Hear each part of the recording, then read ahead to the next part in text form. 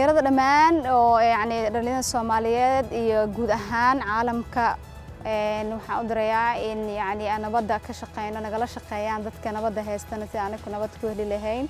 sidoo kale in laga shaqeeyo sidii dhalinyarada Soomaaliyeed nooceed doonaan ha ahaadaan in isku meel iskugu keeno isfahmaan waxyaabaha u dhaxeeya ay ku kala duwan yihiin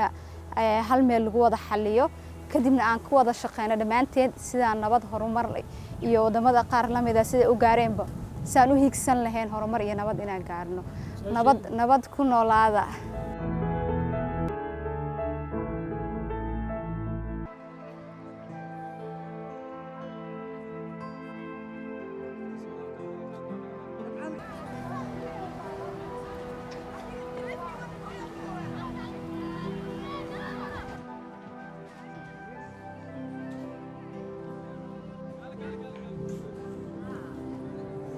meeshan waa soo dalxiistay waxa waay waxyaabo badan aan dareemay waxa dareemay wadankayga inuu nabad yahay in oo meel qurqurxoon oo loo soo daawo tago inuu leeyahay ayaan u jeedaa marka aad ugu faraxsanahay wallahi waxa maskaxda ka soo maaxanay in wadankeena horumar weyn uu ka soo socdo insha Allah waan ku faraxsanahay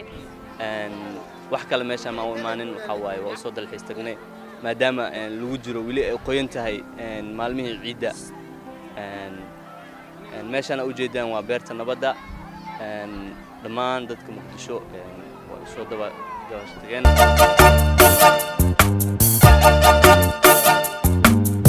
dhulkiin u dhaarta